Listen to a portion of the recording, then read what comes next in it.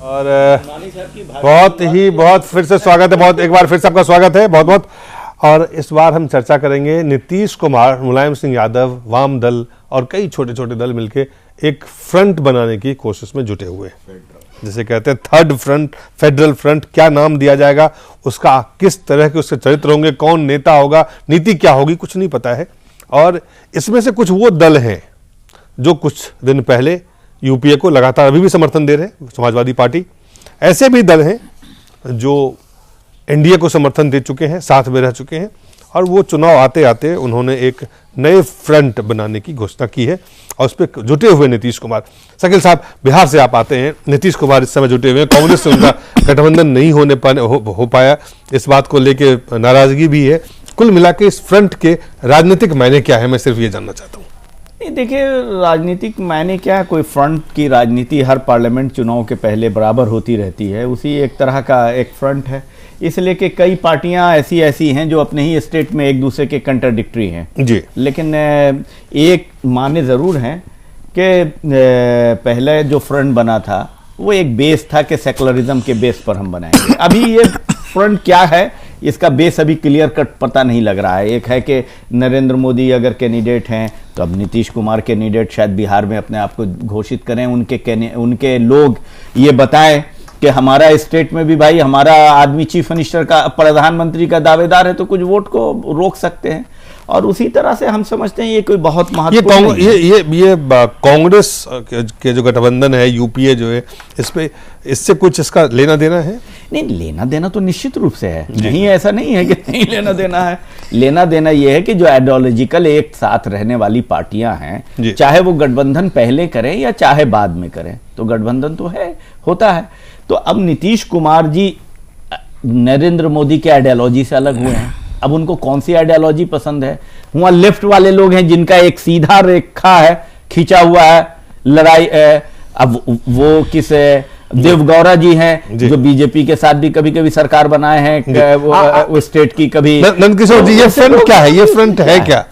एक अजूबा है, पहले भी कई बार। इनमें से सीपीएम हमारे साथ सरकार बना चुकी, डायरेक्ट इनडायरेक्ट, 77 में, और वीपी सिंह के एक तरफ हम बैठे थे, एक तरफ ये लोग बैठे थे। सीपीआई नॉन एग्जिस्टेंसी पार्टी है। बाकी देवगौड़ा के शकील भाई जो बता ही रहे थे। नीतीश कुमार 6 महीने पहले तक हमारे साथ थे और 6 महीने बाद फिर हमारे साथ आना पड़ेगा, क्योंकि ये सारा फ्रंट कुछ नहीं है, सारे मिलके भी 100 नहीं हो सकते। अंत में जो शकील भाई ने माने लिया, ये सब इन्हीं के वो हैं जो बाद में इनकी मदद चाहेंगे यदि ये 100 तक पहुंचे तो। उसके बावजूद हम 272 प्लस आएंगे, इसलिए ये सारे दल मिल जाए, कांग्रेस भी मिल जाए, आज नरेंद्र मोदी को सत्ता में देश की जनता लाना चाहिए। सबको हक है ना, आपको देखना चाहिए जी। कुल मिला के ये जिस तीसरे मोर्चे, थर्ड फ्रंट या कोई और फ्रंट की जो कवायद है, इस कवायद से राजनीतिक परिणाम क्या आपको निकलते हुए दिख रहा है? देखिए, मुझे ये लगता है कि जो थर्ड फ्रंट का एक्सपेरिमेंट है, देश पहले देख चुका है 2-3 बार, और इसकी कोई बहुत ज़्यादा एग्जिस्टेंस नज़र आती नहीं। कारण ये है कि इस समय जो स्थिति है वो पूरी तरह से देश का जो मतदाता है वो अब बाइपोलर होता जा रहा है, और उनको ये लगता है कि केंद्र में जो सरकार है वो स्थिर चाहिए। और ये बात बहुत नीचे तक हम कई जगह बात कर चुके हैं, और कई जगह से जो हमारे पास फीडबैक है, मुझे ये लगता है कि लोगों को अब ये नज़र आने लगा है कि ये जो गठबंधन की सरकारें हैं, चाहे वो अब केंद्र में अब चल रही हो या इससे पहले चली हो, वो लोग एक्सक्यूज लेते हैं कि गठबंधन की एक मजबूरी है। अब सरकार एक बार फिर जनता चाहती है कि जो ये प्रॉमिस करे वो डिलीवर करने की स्थिति में हो, इसलिए मुझे लगता है कि एक क्लियर कट सरकार का वातावरण बन रहा है। जी, ऋषिकेश कुमार, आपसे मैं जानना चाहूंगा, इससे पहले मैं पुष्पेंद्र के पास जाऊं, कि आप किस फ्रंट में जा रहे हैं, किस गठबंधन की तरफ बढ़ेंगे आप? हम तो बड़ी नई पार्टी हैं सर, ये लोग तो बहुत पुरानी पार्टियां हैं। हमें कभी किसी गठबंधन में पड़ने की कोई ख्वाहिश नहीं है। हम लोग अपने बल पे चुनाव लड़ेंगे। ये खुद ही गठबंधन, माओवादी भी हैं। आप खुद ही चुनाव लड़के क्या करेंगे? किसी गठबंधन में नहीं जाएंगे? अभी ये अपने आप में गठबंधन है। नहीं, आप जो है चुनाव लड़के क्या करेंगे तो भविष्य की बात नहीं, क्या करें उसका चुनाव लड़ने के बाद आप सरकार। बहुत मुद्दा है, भ्रष्टाचार का सबसे बड़ा मुद्दा है, और ये जितनी भी पॉलिटिकल पार्टीज हैं, जो ट्रेडिशनल पॉलिटिकल पार्टीज हैं, उनको चुनौती देंगे और जम के चुनौती देंगे। जी। और वो आने वाले समय में पता चलेगा। जी। पुष्पेंद्र, देखिए जो बहुत दिन से बात चल रही है, third front, fourth front, federal front, और फिर इस फ्रंट में मैं शामिल होऊंगा, उस फ्रंट में मैं शामिल नहीं होंगी। सवाल यह है कि जो लोग बीजेपी से दूरी रखना चाहते हैं, जो लोग यकायक पूर्व चुनाव की पूर्व संध्या पर कांग्रेस जिनको बुरी लगने लगी है, चाहे वो एनसीपी हो, मुलायम सिंह हो, चाहे मायावती हो, मायावती मुलायम सिंह आज भी जो है सपोर्ट कर रहे हैं, फिर ये कहते हैं non Congress non BJP front बनाएंगे। तो जब non Congress non BJP front बन रहा है तो आप कांग्रेस को सत्ता क्यों दे रहे हैं? फिर मुझे ये समझ में नहीं आता कि बंगाल के अंदर लेफ्ट साथ और ममता साथ साथ होंगी, वहां 36 का आंकड़ा है।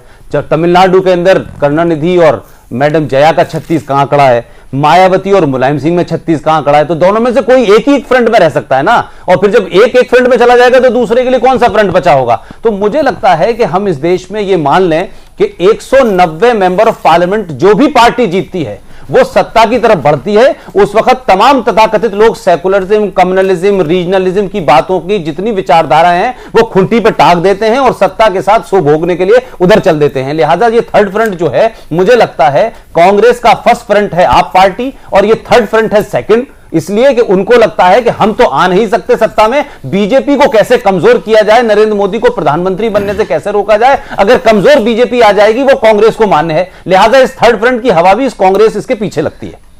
कुल मिलाकर के आप ये कहते हैं कि आम आदमी पार्टी भी कांग्रेस का फ्रंट है और थर्ड फ्रंट भी कांग्रेस का फ्रंट है? जी यही आप कह रहे हैं? यही मैं कहना चाहता हूं ना कि दोनों किसी न किसी तरह के बढ़ने से बीजेपी की ताकत कम होगी, कांग्रेस के बगैर मदद के ये डिवाइड बनेगा। लिहाजा कांग्रेस में फिर सेकुलर धर्म, ये सब वही आप मुलायम सिंह यूपीए को समर्थन दे रहे हैं, प्रकाश करत भी, सीपीएम भी। देखिए ऐसा है कि आइडियोलॉजिकल तो एक फ्रंट की आवश्यकता हमेशा होती है जी, और हुई भी है और इस देश में रहा भी है। तो इसलिए ये फ्रंट अब किन नीतियों की बुनियाद पर बन रहा है, नेता बनेंगे, नेता और नीति जो भी हो, दोनों साफ नहीं है। आप नहीं, नीति तो है कि अक्सर हाँ फ्रंट बने हैं सेकुलर आइडियोलॉजी के, ये फ्रंट सेकुलर, अब ये फ्रंट का आगे अभी क्या होने वाला है इस पे आप कमेंट नहीं कर सकते, लेकिन और कम शब्दों में क्या होने वाला है इसका भी आपको पता। चलिए हमारा समय खत्म हो गया। शकील साहब, उनकिशोर जी, ऋषिकेश कुमार, पुष्पेंद्र और धर्मानी जी, आपका बहुत बहुत धन्यवाद।